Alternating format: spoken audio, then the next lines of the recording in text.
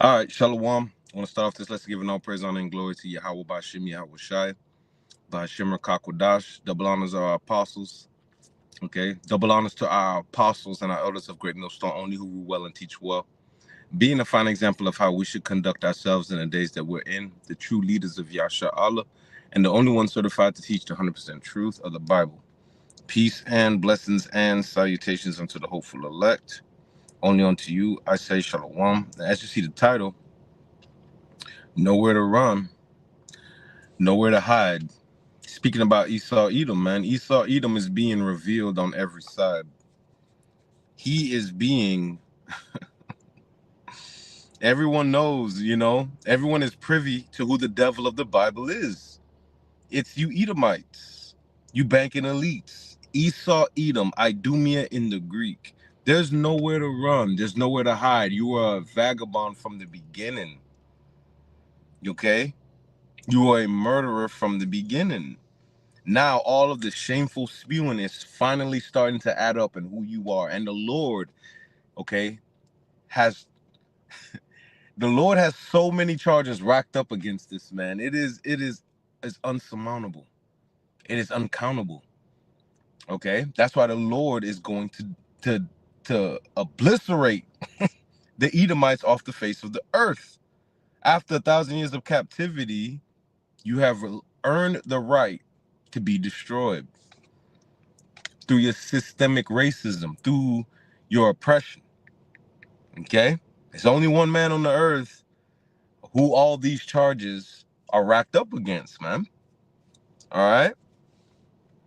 Watch this. Most white people in America and Europe believe about their history is not history at all. It's mythology designed to produce a specific kind of person, a person who does not feel guilty, a person who does not feel accountable, a person who does not feel responsible for ever changing anything because they don't think they're doing anything wrong.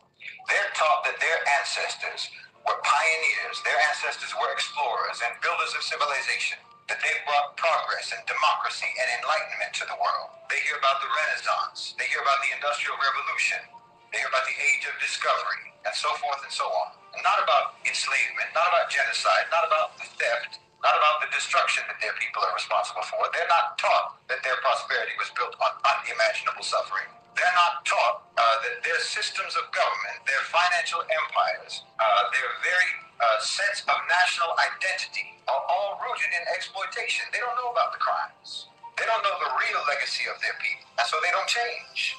They don't have to change because they don't even realize what they need to correct. You know, when we look at colonialism, for example, the history that's taught in Western schools is usually an abstraction. Colonization is framed as something that it just sort of happened a long time ago, you know, something that was maybe unfortunate, but it was inevitable, and it ultimately was it represented progress, and there were many beneficial things to come from it. Never mind the millions of Africans who died in the Congo Free State under King Leopold. Most white Americans have never heard of that. Never mind the Bengal famine of 1943 when millions of Indians starved to death due to British policies. They don't even know about it. The fact that the American police forces evolved from slave patrols, they don't know about that either. And they're not any more informed about the ongoing crimes, like the pillage of African resources today, the economic neocolonialism that keeps entire regions of the world impoverished, the exploitation of labor in the global south. These aren't relics of history. That's the present day reality of what your people are doing. But the story that that white people are told does not include those realities, or else it packages those realities deceitfully and dishonestly.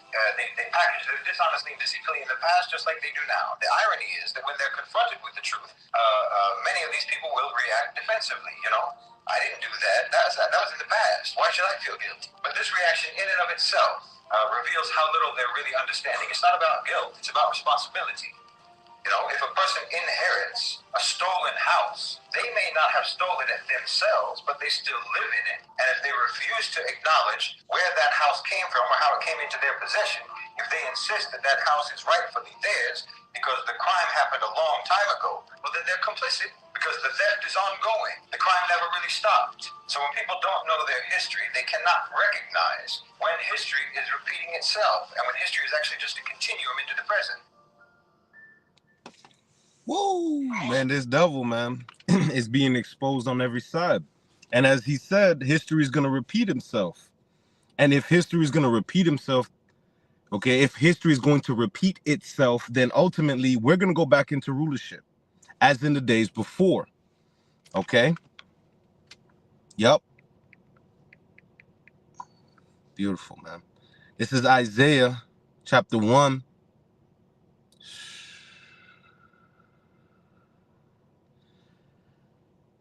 Yep. This is Isaiah chapter 1 and 24. Therefore saith the Lord of hosts, the mighty one of Israel.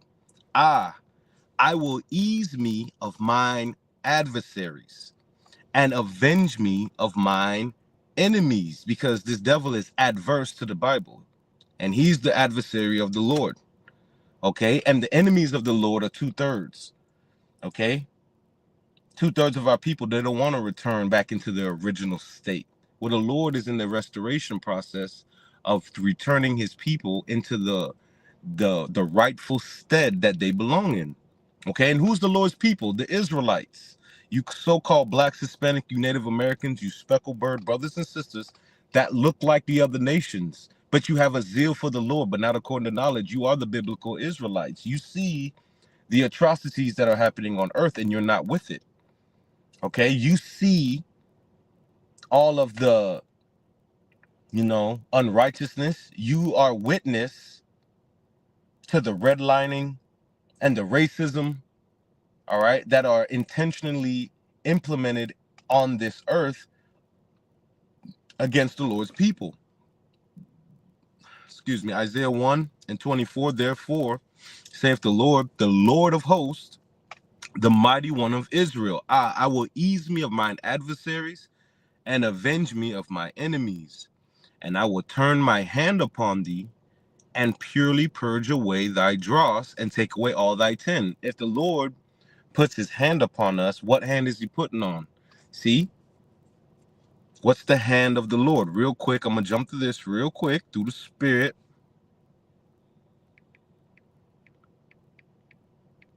Yup. Beautiful.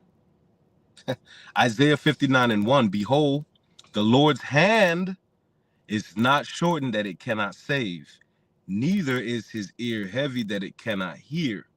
But your iniquities have separated between you and your power, and your sins have hid his face from you that he will not hear. So we have Yahushai that's coming to save us, that's going to put us in the correct position that we need to be in, which is in rulership under Yahushai and King David, right? Isaiah 1 and 25 again, and I will turn my hand upon thee and purely purge away thy dross and take away all thy tin, all those impurities, nigger culture, okay, adultery, lying, stealing, wickedness. The Lord is going to use Yahushai, okay, and his word is Yahushai, right? I come in the volume of the book, it is written of me, right? To do thy will, O power. Well, the will of the Lord is for his people to be back in rulership, right? And I will, verse 26, and I will restore thy judges as at the first, and thy counselors as at the beginning.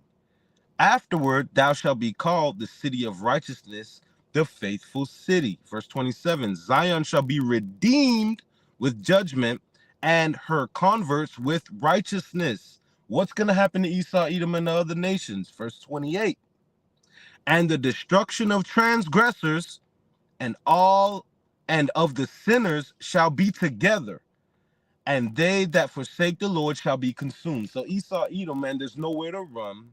There's nowhere to hide. The world knows who you are. And ultimately, that's going to be to your shame, because everything that's attached to your name, it's death, destruction, raping, and you don't even feel accountable for these actions. When you tell these other nations that they're going into captivity for what their forefathers did, well, I didn't do it.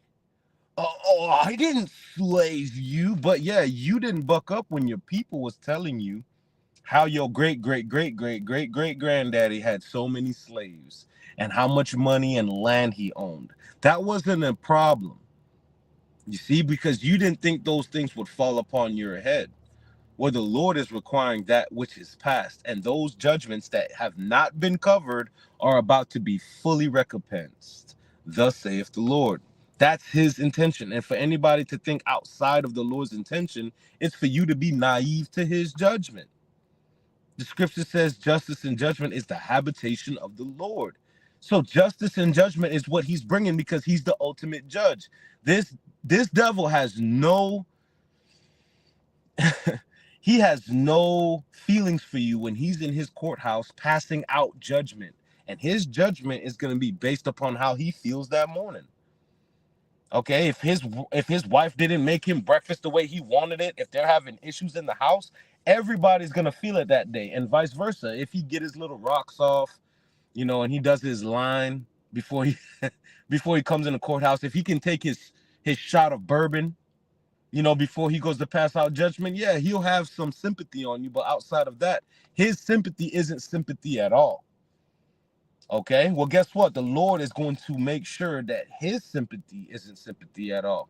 That his judgments, okay, are going to flood throughout the earth, because these things is what we're relying on for this man to be exposed. And he's being exposed all throughout the earth. And it is, listen, if you don't know by now who Esau Edom is, or who, okay, the devil of the Bible, the devil that the Bible speaks about, if you don't know by now, then chances are you are hand to hand with this devil. You don't want anything to do with salvation unless this devil has something to do with it. And he does. Listen, don't be upset. This devil has everything to do with salvation because he's going into captivity. He will be in the kingdom. Okay? He'll be there. Don't you worry. He's just not going to be in the position that you would like him to be. Thus saith the Lord. And we can't be upset about what the Lord say. We're delighted about what the Lord say. These things which are the prophecies, it brings us hope. It's given us a lively hope. And that's what we needed all through this time.